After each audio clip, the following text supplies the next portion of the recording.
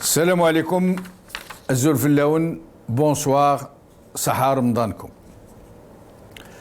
Dans n'importe quel autre pays moyennement constitué, une prestation comme celle du président Tebboune face au secrétaire d'État américain aurait soulevé une immense clameur.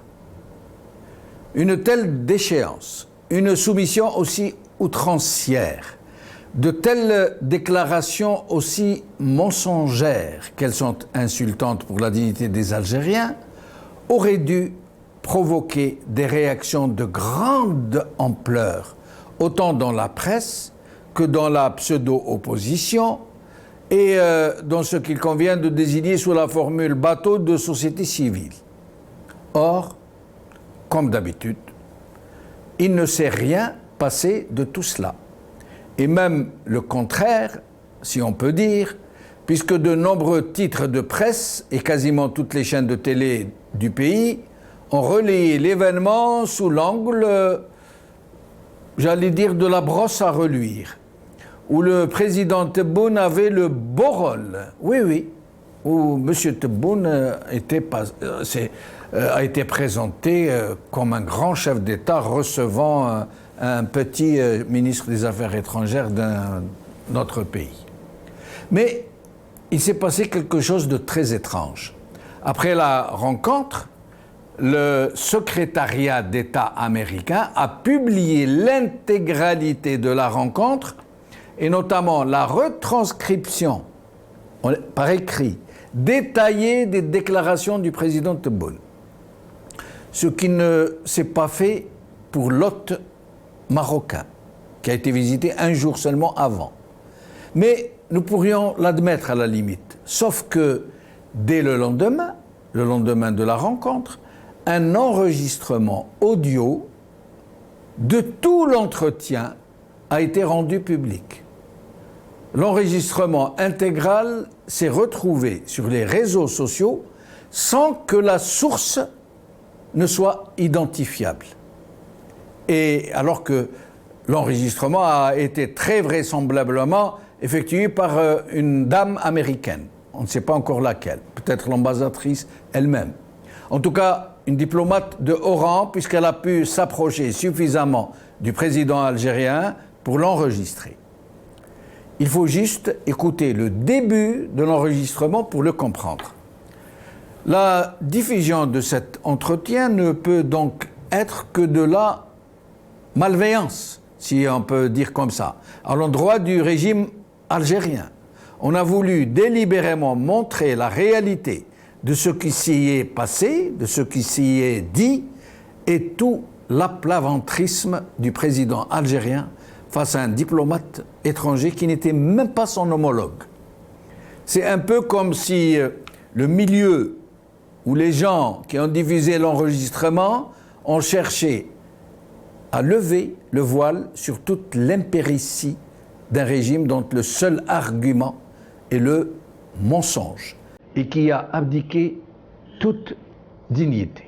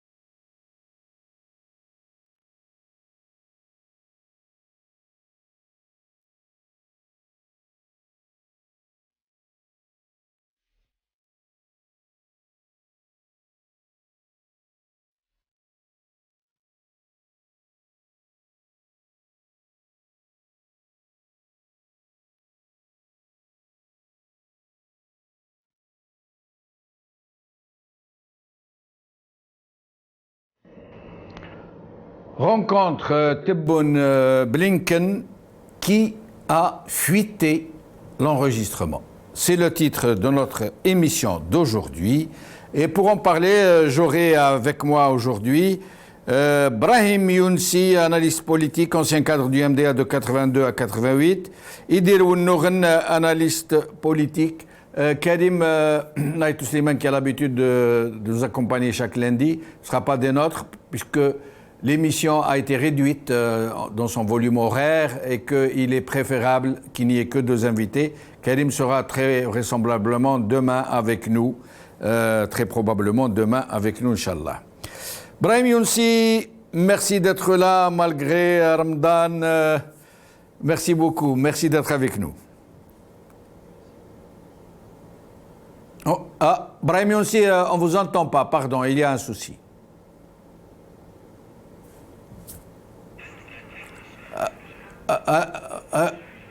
Allez-y, Brahim Younsi. Voilà, très bien, on vous entend là, on vous entend. D'accord. Bonsoir, c'est Jamel. Bonsoir, c'est Brahim. Merci pour l'invitation de nouveau. Ramadan Karim. Et je souhaite un Ramadan Karim également à tout le peuple algérien. Merci beaucoup, c'est Brahim. Idir Ounourn est avec nous, Idir, analyste politique depuis Paris aussi. Idir, merci d'être avec nous. Merci, Monsieur Benchnouf. Bonsoir à vous, à mon ami Ibrahim. Je regrette que Karim ne soit pas là. Oui. Et puis, Sahar Mdan à tout le peuple algérien, celui qui vit sur le sol national et ceux qui sont éparpillés de par le monde. Merci. Alors, Brahim Younsi, d'abord, une question avant d'entamer le sujet proprement dit, plus celui des détenus qui ont été élargis. Comment ça se fait que ça soit ainsi rentré dans les mœurs algériennes que de telles outrances, de tels scandales ne soulèvent pas plus de chroniques que ça, ni la presse, ni les partis politiques, ni même la société civile, comme on dit. Personne n'en parle, alors que le même événement qui se serait produit ailleurs, dans un pays un tant soit peu normal, ça aurait provoqué une clameur publique.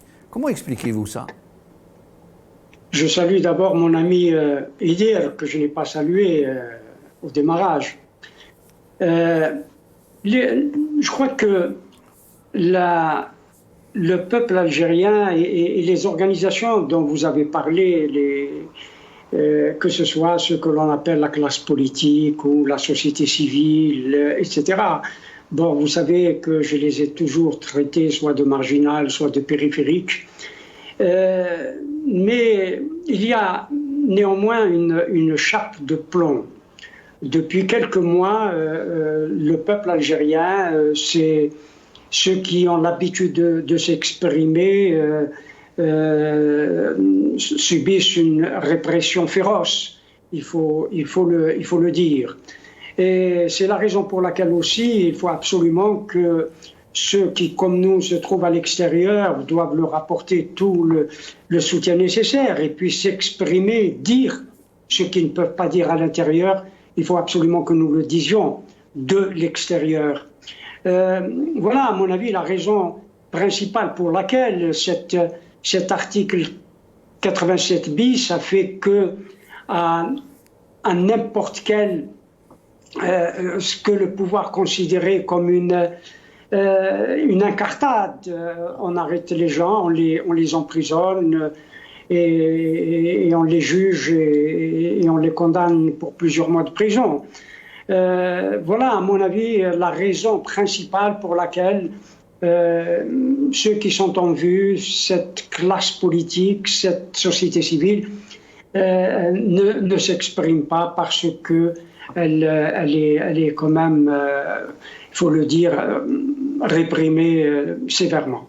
Idir Ounourn, sur cette omerta, non pas mafieuse seulement, mais omerta terroriste, puisque maintenant on use de terrorisme politique qui permet d'accuser n'importe qui de terrorisme. et donc de le faire taire. Qu'est-ce que vous pensez de cette absence de réaction à un tel scandale, celui de la rencontre de Tebboune avec, j'allais dire son homologue, avec le ministre des Affaires étrangères, le secrétaire d'État américain? Sur la rencontre elle-même, on reviendra plus tard, mais il est à noter et à observer que nous avons été parmi les premiers dès que le 87 bis et son décret d'application ait été produit. Nous avons alerté sur le chemin dangereux que prenait le pays quant aux libertés associatives, les libertés politiques, d'organisation et de manifestation qui sont garanties par la Constitution. On a alerté, et même en off, avec mon ami Ibrahim et vous-même et d'autres camarades, on se disait, ça c'est un axe politique vraiment à travailler et à mettre le pays, enfin, ceux qui nous gouvernent en face de leurs responsabilités. Il ne faut pas oublier qu'il y a eu tout un dispositif aussi qui a commencé bien avant.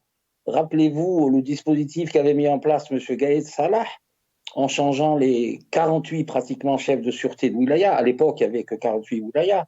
Le vaste mouvement des procureurs et des magistrats auprès de toutes les cours sur le territoire national. Donc le dispositif était tout à fait en place pour nous faire rentrer à ce que j'appelle moi, et je l'assume complètement, une espèce de dictature. Parce que le 87 bis, comme l'a dit Ibrahim, et son décret d'application, acte véritablement l'extinction de la vie publique, l'extinction de la démocratie, l'extinction de voix iconoclastes, l'extinction même des publications académiques. L'extinction, c'est-à-dire que tout individu, citoyen, algérien, vivant sur le sol national, même à l'extérieur, qui pourrait porter contradiction ou pourrait, disons, dénoncer certains faits, serait considéré comme terroriste. Et d'ailleurs, pour apporter de l'eau à votre moulin, Idir, pour apporter de l'eau à votre moulin, il a suffi qu'un journal très connu, Liberté, qui s'apprête à fermer d'ailleurs ses portes prochainement, il a suffi qu'il titre pénurie. Le titre « Pénurie en Algérie de produits », je ne sais pas quoi, je ne me rappelle plus exactement du titre, que le président Tebboune a relevé lui-même. Il l'a stigmatisé avec une rare vigueur. Comment ce journal a osé parler de pénurie? On en est là, pénurie, alors que les Algériens vivent la pénurie tous les jours. Et M. Tebboune, et d'ailleurs nous allons écouter ensemble et voir ensemble un aspect de ce régime qui est non seulement dans le déni, mais qui est aussi dans le mensonge. Mais le mensonge le plus outrancier possible, que rien n'arrête. Vous allez écouter M. Tebboune et M. Bouteflika. M. Tebboune nous parlait des fameux 25 milliards de dollars de produits agricoles produits en une seule année. Vous allez écouter M. Bouteflika nous parler de l'Algérie qui peut organiser 2 Coupes du Monde en même temps. Vous allez écouter M. Tebboune nous parler de la capacité de l'Algérie à produire 30 millions de tonnes de blé, soit la moitié des USA, ou un peu plus que la moitié des États-Unis qui sont le 3e producteur mondial. Écoutons-les. On peut servir l'Afrique en matière de grains, en matière de session. On peut le faire. On peut le faire. C'est techniquement très faisable. J'ai toutes les données depuis que j'étais administrateur sur ce plan-là. On peut produire facilement, on peut arriver à 30 millions de tonnes. Nous avons besoin de 9 millions. Et les 21 millions peuvent être exportés vers l'Égypte, vers le Maroc, vers la Tunisie, sans problème. أن الفلاحة لحقت المنتوج يساوي تقريبا 25 مليار دولار. أكثر من المردودية نتاع الشيء اللي جابوه البترول والغاز اللي يدور حول 24 مليار. نعم. Sur le plan du transport ferroviaire, c'est l'une des bases de mon programme, c'est d'arriver, comme ça a été prévu avec le port centre d'Alger, d'arriver à en faire un port africain qui permet de transporter tous les conteneurs par votre chemin de fer jusqu'au Mali et jusqu'au Niger. أما التسهيلات بالنسبة للرياضة فهي موجودة من مشارق الأرض إلى مغاربها ومن شماله إلى جنوبه. ربما لا تعرفون بأن بلدكم الآن لها القدرة لتستضيف 2 لكوب دي موند، 2 مش وحدة.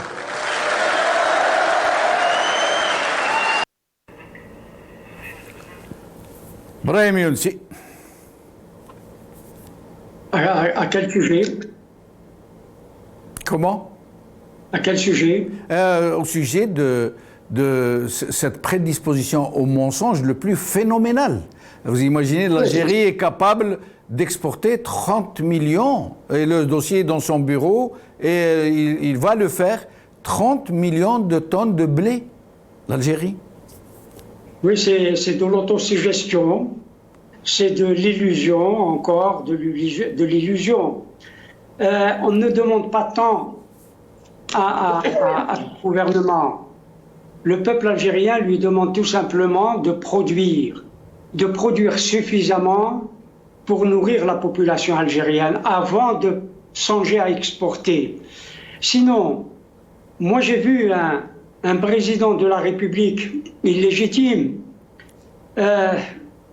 au grand désespoir d'ailleurs des Algériens, je suis sûr qu'ils pensent exactement la même chose que nous ou que moi, c'est que Abdelmajid Tebboune s'est montré comme un élève face à son examinateur, face à son maître, ou comme un employé face à son patron. Il a humilié à travers lui le peuple algérien, l'Algérie, ce que l'Algérie représente et a représenté dans l'histoire du monde depuis sa révolution de 1954, parce que l'Algérie, malgré tout, comptait sur la scène internationale du fait de son histoire singulière. Et voilà que des hommes comme Tebboune et ceux qui l'ont précédé ont mangé le pain blanc de l'Algérie. Cette rencontre Tebboune-Blinker, comme vous l'avez dit d'ailleurs, vous l'avez précisé, est un acte délibéré, est un acte de soumission. Et vous l'avez précisé tout à l'heure. Malheureusement, nous constatons, et nous ne pouvons que le constater, parce que nous ne sommes pas à la manœuvre, hélas, que l'Algérie, le pays, a atteint un niveau de délitement qui frôle le danger. Les risques sont là, et on l'a vu avec ce comportement quasi infantile de Abdelmajid Tebboune face au secrétaire d'État américain. Et effectivement, cette rencontre nous reste, en tout cas me reste, quand j'ai vu ce comportement d'Abdelmajid Tebboune me laisse quelque chose d'amer dans la bouche.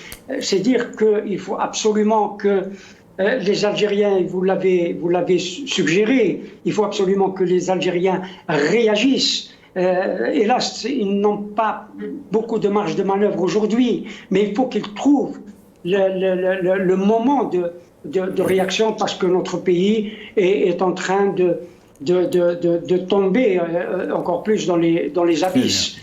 Il faut absolument le sauver, absolument que notre pays soit sauvé par son propre peuple. Idir sur cette propension au mensonge, à la mythomanie, au déni, à la fabulation. Et après, nous allons parler de ce problème qui se pose, à savoir qui a fuité cet enregistrement. Mais sinon, qu'est-ce que vous pensez de cette propension au mensonge, non pas seulement de Tebboune, mais de tout le régime algérien depuis qu'il existe, par ailleurs? Excusez-moi, je crois qu'il y a plus grave que le déni, tel que vous l'exprimez là. Il y a une incompétence avérée, Ibrahim l'a très bien souligné, moi je l'avais souligné aussi.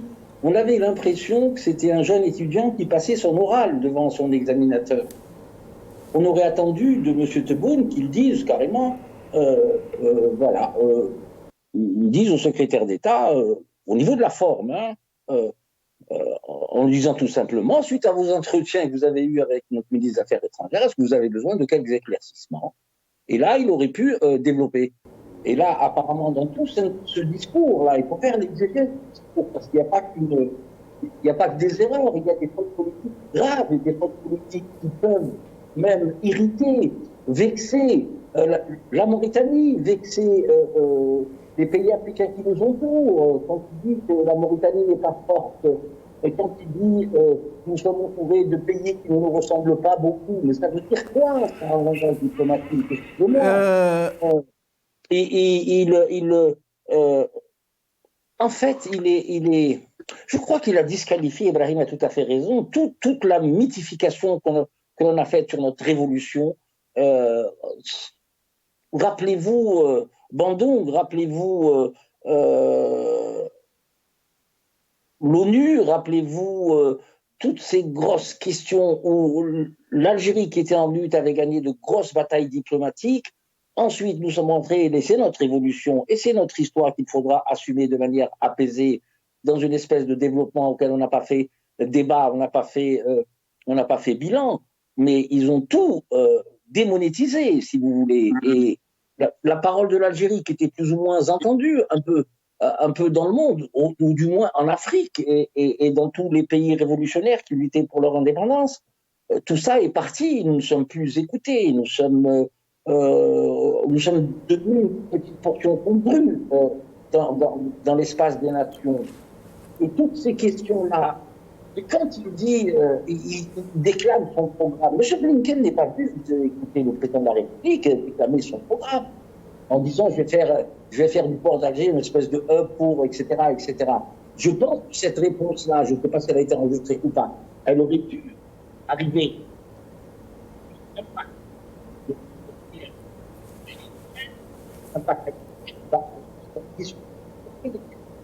Il y a un souci, Edir, on ne vous entend plus. Il y a un souci. Alors, en attendant que ce problème soit réglé, nous allons écouter, encore une fois, M. Tebboune nous parler de l'arbitrage des Américains, où il dit oui, nous sommes pour, alors que personne ne lui a rien demandé. Hein. Mais on ne comprend pas, quand il parle de l'arbitrage dans le même entretien, où il parle d'Israël, où il parle du Maroc.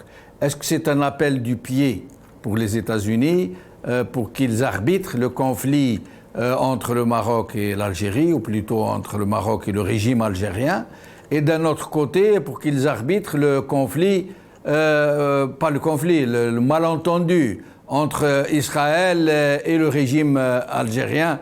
Est-ce que ce serait un appel à la normalisation? Nous allons l'écouter, M. Tebboune.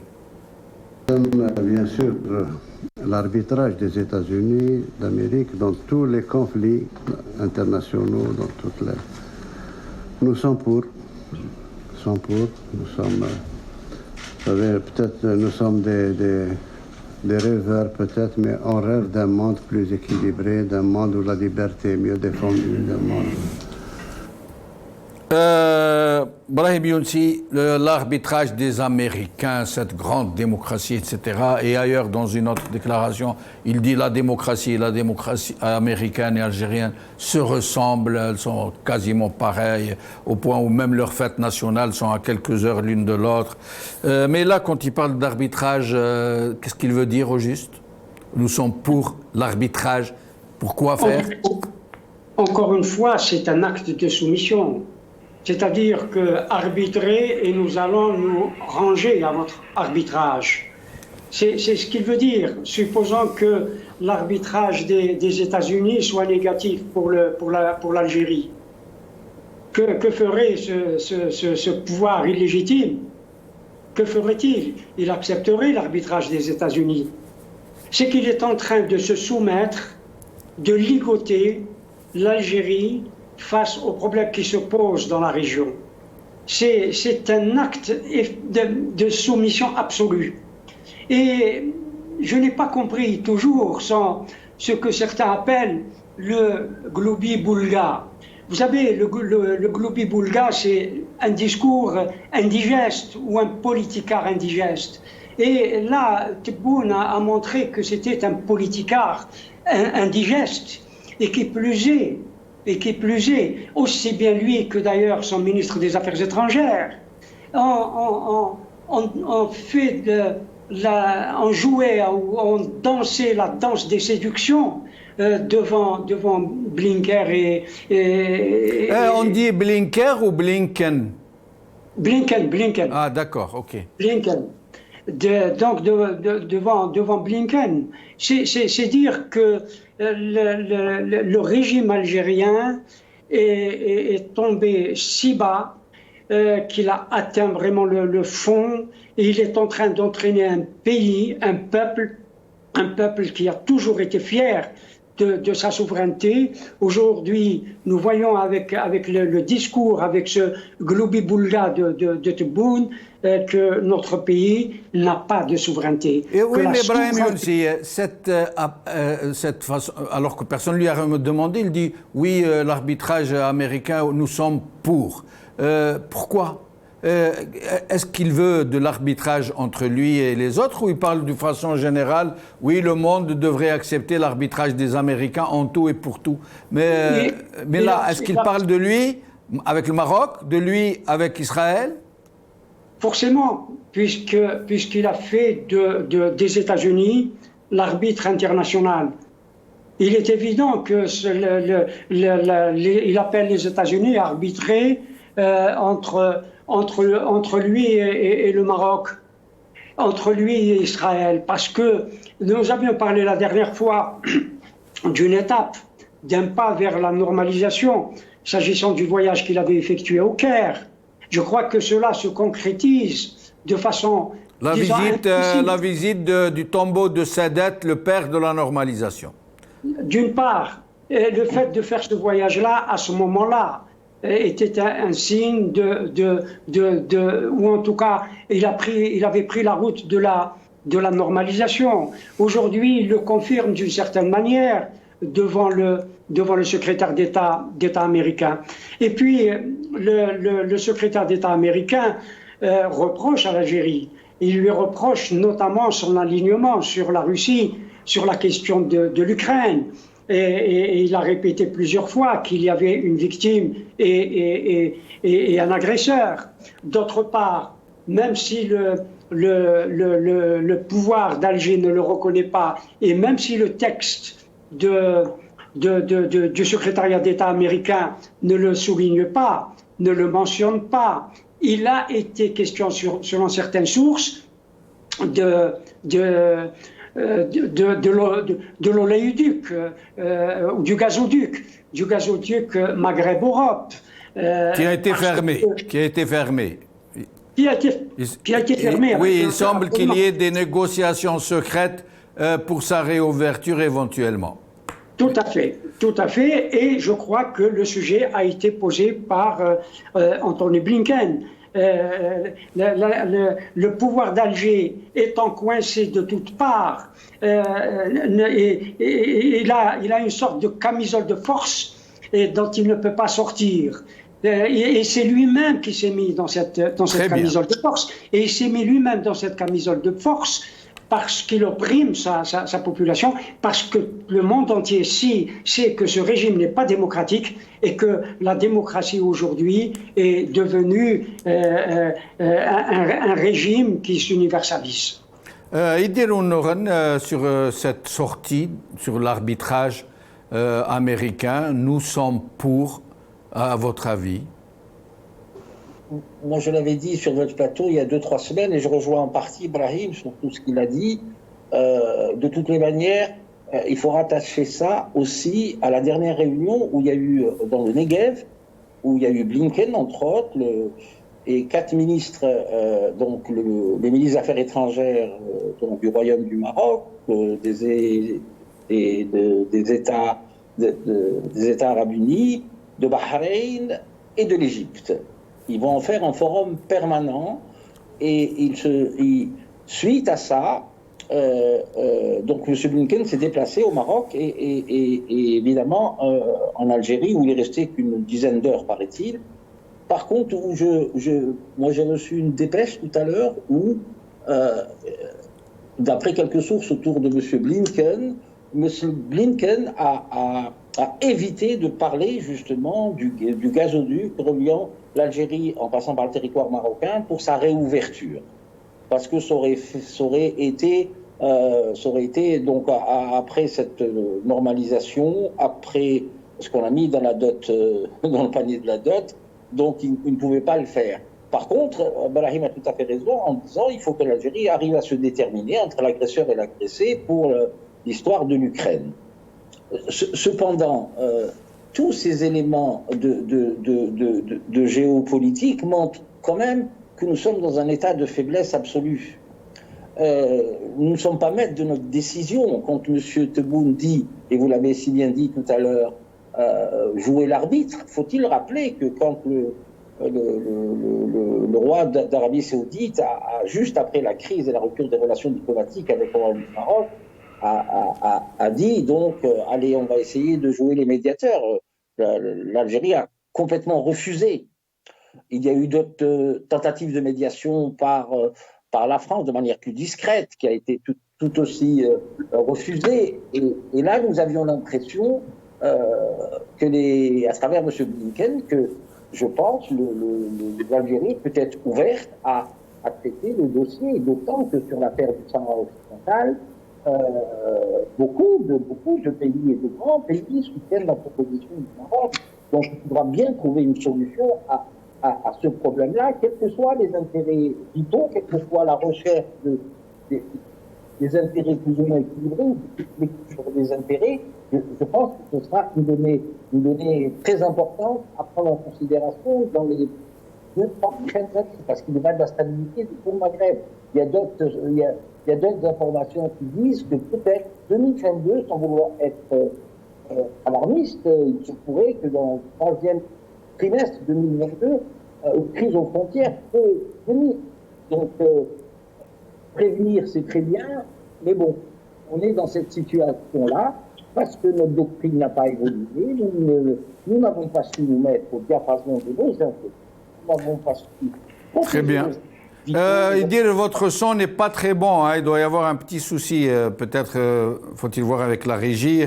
Je vous laisse entre leurs mains, entre les mains de nos collègues de la régie. Alors, nous allons écouter un autre extrait où l'on voit bien que M. Tebboune, s'il se savait enregistrer, parce que c'est visible, il y avait une dame qui tendait... il n'y avait pas de journaliste qui filmait et qui enregistrait ouvertement. Mais il semble qu'il y avait une dame tout près, peut-être l'ambassadrice elle-même, peut-être un agent, qui tenait un appareil pour enregistrer, mais peut-être que M. Tebboune devait penser que c'était un enregistrement privé destiné à l'exploitation privée, puisqu'il s'est laissé aller à dire des choses qu'il n'aurait pas dites s'il se savait enregistrer. Par exemple, ce qu'il a dit sur la Libye, ce qu'il a dit sur la Mauritanie, qu'il a dégradé à un point extraordinaire. Ça va marcher? Tu m'entends? Tebboune, là, oui. Mais nous allons d'abord voir, Idir, je reviens vers vous tout de suite. Nous allons écouter M. Tebboune parler de la Libye. Écoutez-le bien, et qui montre bien qu'il pensait que cet entretien n'allait pas être publié. Sinon, il serait donné un autre temps, il aurait été moins soumis et il aurait moins cassé de sucre sur le dos des voisins. Écoutez-le. Nous avons tout fait pour que nos frères libyens aient l'occasion de s'exprimer. Et ça fait 2 ans maintenant que nous bataillons pour cette histoire d'élection au niveau de la Libye, parce qu'on a tiré les conclusions que ceux qui sont désignés ne représentent personne. À chaque fois, on désigne des gens qui ne représentent qu'eux-mêmes. Et on reprend, et on refait, et on reprend. On a dit que si on veut que la Libye soit reconstruite sur des bases démocratiques, il faut des élections à la base. Des élections à la base, on peut le faire.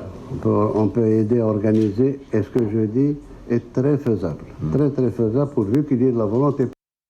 Idir, je vous rends la parole en même temps pour nous parler de cette sortie sur la Libye. C'est incroyable, un chef d'État qui se permet comme ça, publiquement, face au secrétaire d'État américain, de traiter les voisins de non représentatifs qui représentent qu'eux-mêmes. La Libye qui est un pays, la Mauritanie qui est un pays, je ne sais pas ce qu'il a dit, je ne me rappelle plus le terme, complètement dégradé ou quelque chose comme ça. Pourquoi est-ce que c'est du mépris ou est-ce qu'il était sûr qu'il n'était pas, que l'entretien n'allait pas être diffusé? Non, je crois que c'est de l'incompétence, Monsieur Benchenouf. Ce n'est pas possible de pouvoir discourir sur des États souverains et qui plus est sont nos voisins immédiats.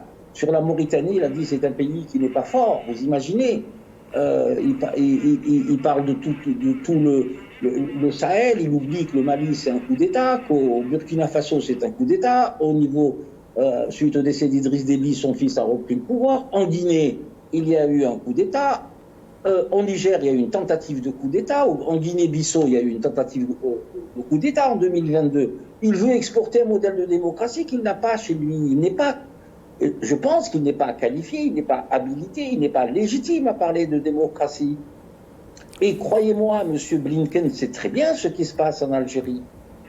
Et nous allons demander à Brahim aussi, je vous demanderai, pardon Edir de vous interrompre, je vous demanderai d'accélérer un peu le tour de micro, puisque nous allons passer à un autre sujet. Brahim aussi sur cette immixtion dans les affaires libyennes et mauritaniennes, mais surtout cette suffisance de ce régime qui s'offre à aider la Libye à instaurer la démocratie, à traiter ces gens de non représentatifs qui ne représentent qu'eux-mêmes. Et c'est Tebboune qui le dit.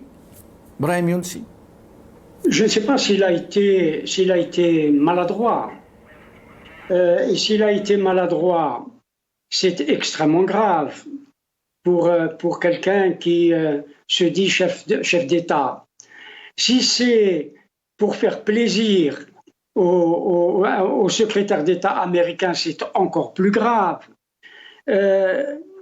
C'est à certains égards dangereux pour l'Algérie, dangereux pour le peuple algérien.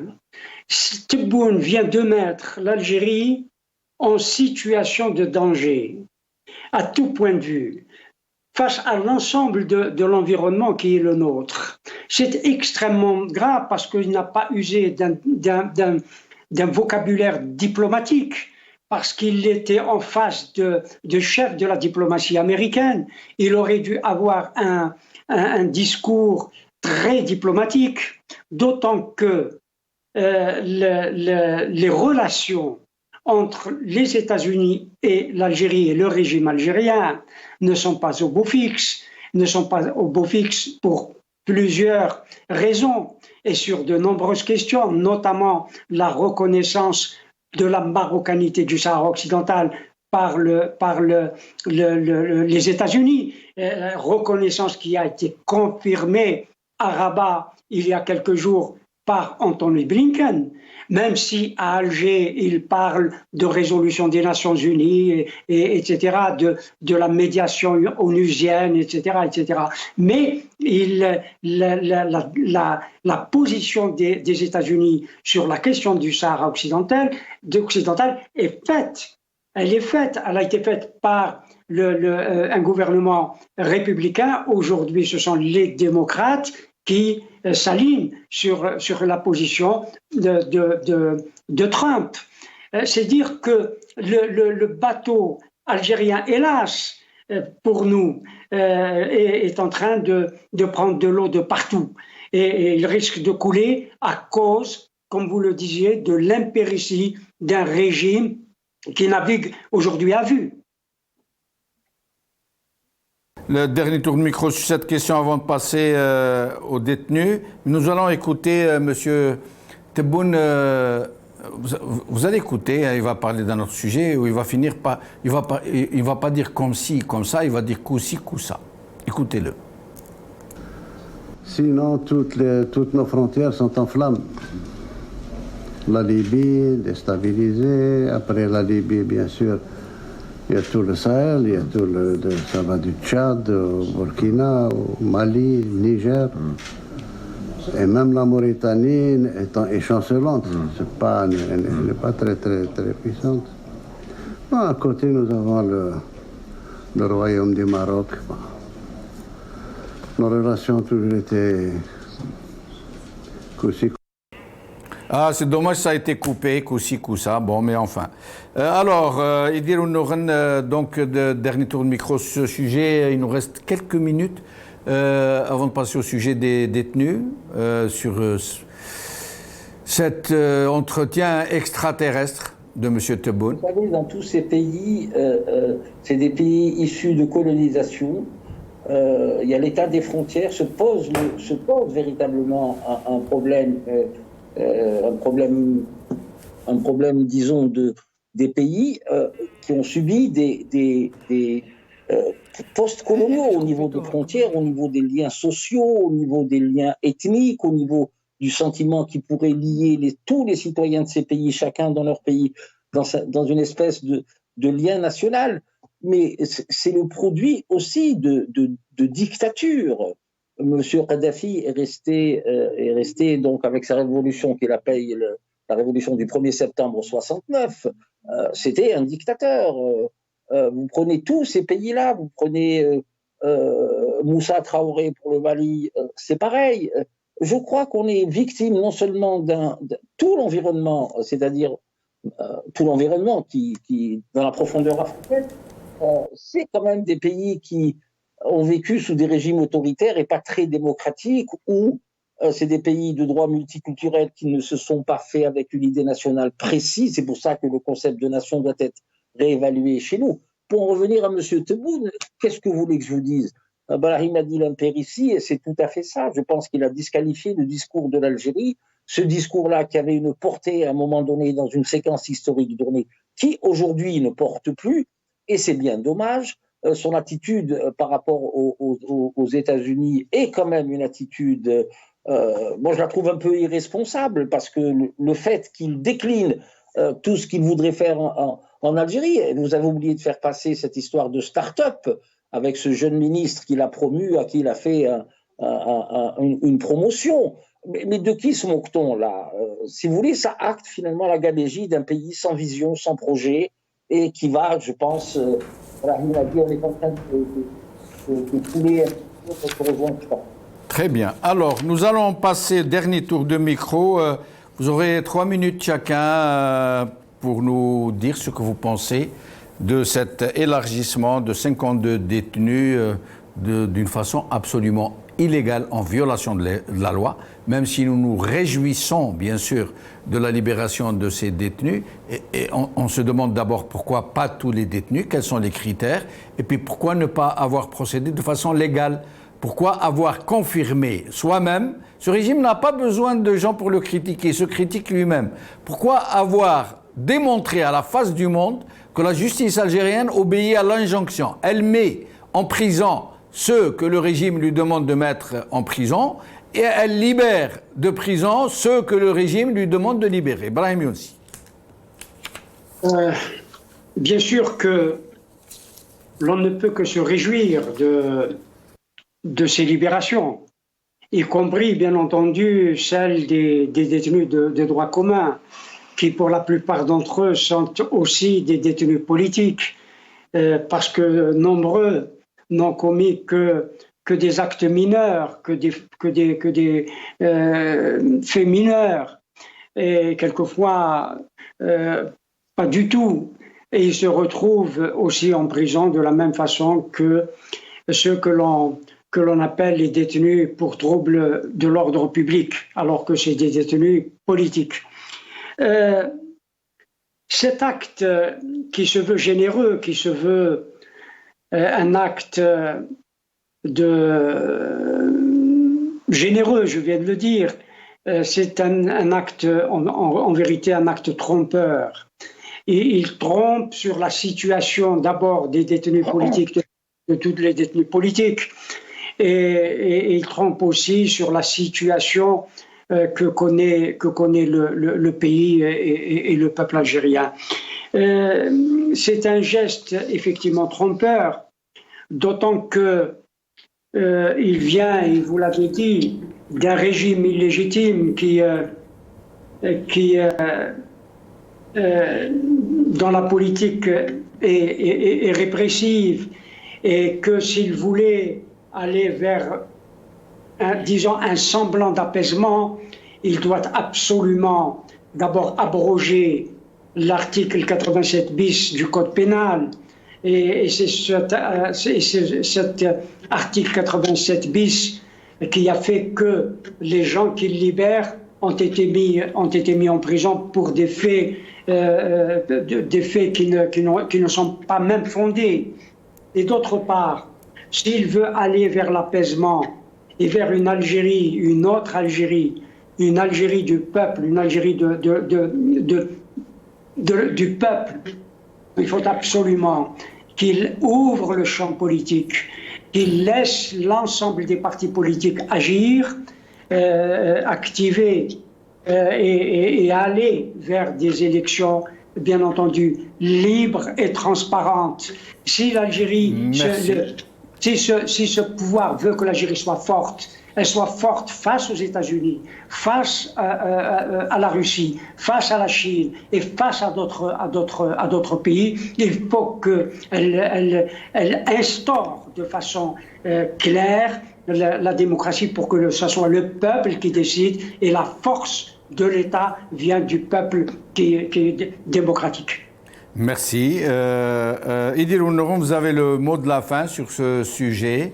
À votre avis, d'abord, pourquoi avoir décidé comme ça, délibérer Blinken, Ramadan, d'autres pressions, et puis pourquoi de façon aussi illégale, j'allais dire, en violation de toutes les dispositions constitutionnelles et légales d'une façon générale. Idir. Tout à fait. Cette décision, qui est une décision surprise, est-ce qu'il faut la relier à un pseudo-effet Blinken? Je ne le crois pas. Il y a plusieurs questions qui se posent à nous. C'est pourquoi ces libérations et, comme vous l'avez dit et suggéré, qui a dressé la liste, à quel titre et pourquoi ce type de détenu et pas d'autres. Je pense qu'on devrait avoir certaines réponses, justement. Moi, je pense qu'il y a un manque d'éléments. Il n'y a aucune communication, à part le communiqué qui a été repris, je pense, par l'APS, ou pour parce que Brahim, à juste titre, a fait le distinguo entre les détenus du Hirak et les détenus de droit commun. Et sur l'APS, ils ont mis ceux coupables de troubles à l'ordre public. Ça veut dire tout simplement des Hirakistes. Mais ils n'ont pas osé justement utiliser ce vocable parce que M. Tebboune, dans son immense constitution, a finalement constitutionnalisé le Hirak déni. Il se trompe lourdement. Donc il y a un manque d'éléments, aucune analyse ne peut être faite, je pense. Il y a même un détenu à qui on a demandé, vers midi 13h, je pense, d'écrire une demande au directeur de la prison, adressée au juge d'instruction ou au tribunal, pour demander sa libération provisoire. Or, c'est à l'avocat de le faire. C'est un dysfonctionnement grave Non, je crois que c'est aux prisonniers de le faire, Idir. Je crois que c'est aux prisonniers de le faire. Oui, ce qu'il me semble. Bon, nous ne sommes pas spécialisés dans... Mais ça reste un point de détail, de toutes les façons.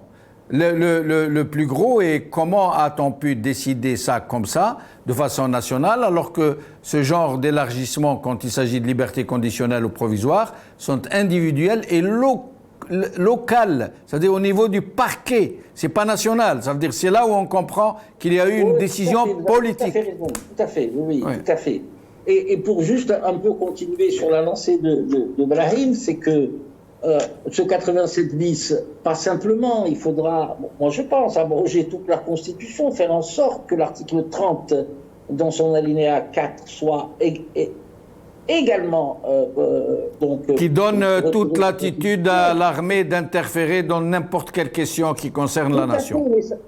Et ça passe par le droit. Et moi, je pense que même avec toutes ces condamnations pour les militants du Hirak, pour nos jeunes qui militent, pour la liberté, pour l'instauration d'un état de droit, pour l'indépendance de la justice et tutti quanti, je pense que la justice, nos magistrats, je leur demande de revenir à la raison parce qu'ils accentuent le malaise, ils accentuent le mal-être, ils mettent le pays dans une insécurité. Merci. C'est ça le souci. Merci Idir Ounouren, merci Ibrahim Younsi, merci à vous chers amis d'avoir suivi cette émission. Sahaf Torkum et à demain Inch'Allah.